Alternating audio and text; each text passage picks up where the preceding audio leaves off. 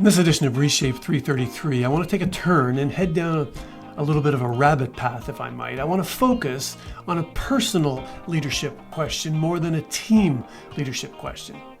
I find that summer at times can be the perfect time to sort of pull back the cover on my leadership and my character and try to expose an area or two where I might need to grow. So I hope that this 333 does that for you. I hope that reflecting on this question will help you become a more mature, emotionally aware, better leader. So let's get at it.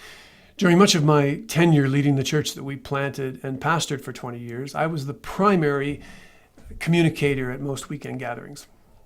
My pattern each weekend would be to end the message. Typically, I'd step off the stage, the congregation would sing a final song, I'd make my way out of the building and wait under the canopy for the congregation to come out. Some of the best conversations, some of the most meaningful pastoral care often took place in that environment. I loved the privilege of those canopy conversations. It was also the place where, on occasion, I would leave myself somewhat exposed for those that would want to come out and generously offer to me a free word of constructive criticism, always for my benefit, of course. I remember a man coming out the front glass door, making a beeline for me. He said to me, "That's just about the worst sermon I have ever heard in my life." He kind of caught me off guard. I said, "Well, thank you." I said, I've preached that message a couple of times in a couple of different locations, and the response has been somewhat more positive. He said, "Well, I don't think so." He said, "I thought it was terrible." He gave me a couple more reasons before he stormed off. Another Sunday, a woman came out with her husband. He shook my hand, made his way to the car. She stopped and she said to me, "Why do you always have to be so negative about the world? That was such a negative message." I said to her, "Well, thanks for your honesty. If I could respond," I said, "I've been accused of being a lot of things in my life, but never have I been accused of being a negative person. Typically, I'm a glass half full kind of guy, not glass half empty. But I want to say thanks for your comment. I'm gonna think about it." She didn't say anything else, and then she left. Actually, 2 weeks later, she came back and she apologized and said it was more of a reflection of the space that she was in on that day more than the message. But let me say, both interactions kind of knocked the wind out of me on those Sundays. Monday morning, the world once again seemed a little brighter. But here's what I want you to reflect on. Here's the question. When unkind and unfair criticism comes my way, is it possible for me to assume a grain of truth?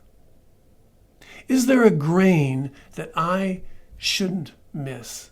A grain of truth that might not help with the sting, but could afford me the opportunity to reflect, to improve, maybe even to grow, even in unkind, poorly communicated criticism? What truth could I gain from the criticism of shallowness and wasting his time? That's just mean. Sure, I could just simply say he's grumpy and his comment was a reflection of his stupidity. Or I could ask, is there some uncomfortable truth in his comment, even though his comment was unkind? Could I have at some point offered more depth in that message? Did I miss an opportunity? Did my illustration seem too simplistic? Is there something to learn? Is there a grain of truth in the unkind criticism? What about the criticism of being a negative person? Was there a place in that message where my communication did land in an unnecessary negative place? Could there have been a way to say it differently, more effectively, so that she could have heard it more clearly? Now, of course, she admitted it was more of a reflection of her own emotional state on that day. But was there a grain of truth in the criticism that I dare not miss? Constructive criticism always stings. None of us enjoy it, especially when we begin to recognize some truth in it. But what about the criticism that comes across as more of an attack? It's easy for me to dismiss that. I did that for years.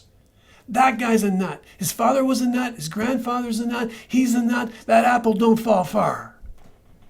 I would dismiss it. That's unwise. Great leaders don't do that. They search for the grain of truth, even in unfair, unkind criticism. I want you to reflect on that thought. There's a couple questions at the end of this piece. I want you to take 15 minutes or so to reflect on those questions. I think they could, in fact, help you to be a better leader. And listen, if this piece is helpful, I'd appreciate it if you subscribe to the channel, hit the little bell notification to get notifications, give it a thumbs up, sign up for the email. That's in the description down below. I'd love to hear your comments. So if this is helpful, I'd love to hear from you. Give me your comments, but only your positive ones, of course.